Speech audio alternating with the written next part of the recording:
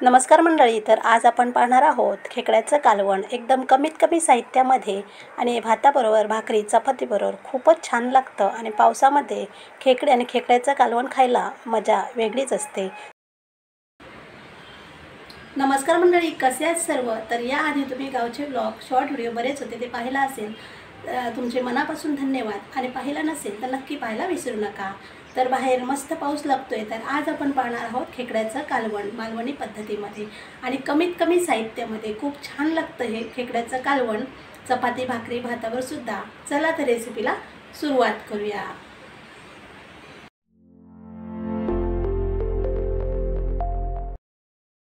इथे एकदम फ्रेश खेकडे आहेत. हे आता साफ करून घेणार आहे आणि स्वच्छ धुवून घेणार आहे.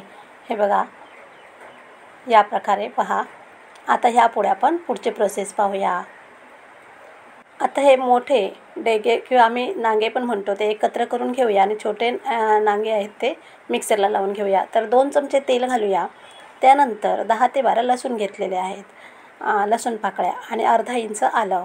व्यवस्थित परतून घेऊया 2 मिनटं. त्यानंतर 2 मोठे कांदे बारीक कट करून घेतलेले आहेत उभे, ते सुद्धा आपण व्यवस्थित परतून घेऊया.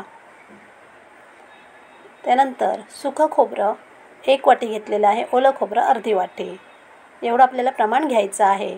इथे मी खडा मसाले वापर करत नाही आहे, कारण इथे गरम मसाला मी ॲड करणार आहे. खेकड्याच्या कालवणामध्ये 1 ते 1.5 चमचा गरम मसाला ॲड करणार आहे. आता यामध्ये ओलं खोबरं घालूया. ओलं खोबरं प्रथम आधी परतून घ्यायचं, कारण ओलं खोबरं भाजायला वेळ लागतो. आणि सुकं खोबरं आता ॲड करूया.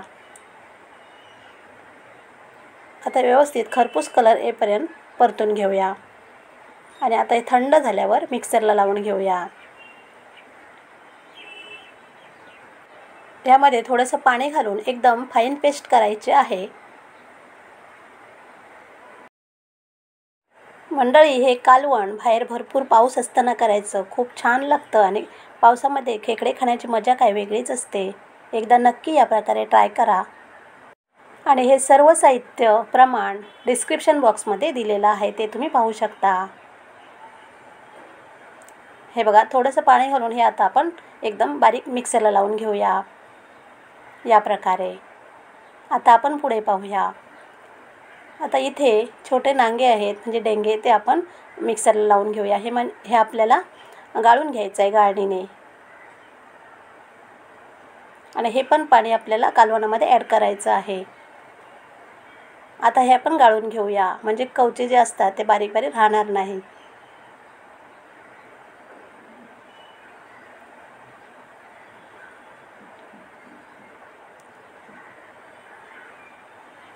या प्रकारे सर्व आपण गाळून घेऊया. हे घातल्यामुळे चवीला जबरदस्त लागतं कालवण. आता एका टोपामध्ये 2 ते 3 चमचे तेल घालूया आणि एक मोठा कांदा बारीक कट करून ॲड करूया. व्यवस्थित 2 ते 3 मिनटं परतून घेऊया. त्यानंतर यामध्ये आलं लसूण पेस्ट 1 चमचा 2 मिनटं मिक्स करून घेऊया. त्यानंतर ह्यामध्ये पाव चमचा हळद, गरम मसाला 1 ते 1.5 चमचा, होममेड मसाला 1 चमचा, लाल मिरची पावडर 1 चमचा तेलामध्ये आता मिक्स करूया. लो फ्लेम ठेवायची आहे गॅसची. आता यामध्ये जे वाटण केलं आहे आपण मालवणी कांदा खोबऱ्याचं, ते आपल्याला जेवढी ग्रेव्ही हवी असेल तेवढं आपल्याला मिक्सरच्या भांड्यामध्ये पाणी घ्यायचं आहे आणि यामध्ये ॲड करायचं आहे. आता ह्याला 2 मिनिटांनी उकळी यायला देऊया.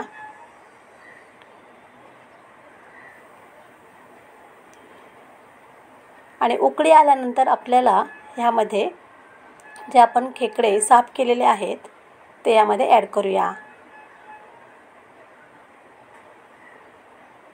आणि जे छोट्या नांग्यांचं मिक्सरला लावलेलं जे पाणी आहे गाळून घेतलेलं, ते यामध्ये सोडूया. फक्त वरचं पाणी घ्यायचं आहे, तळाचं पाणी नाही घ्यायचं, कवचे आतमध्ये पडू शकतात.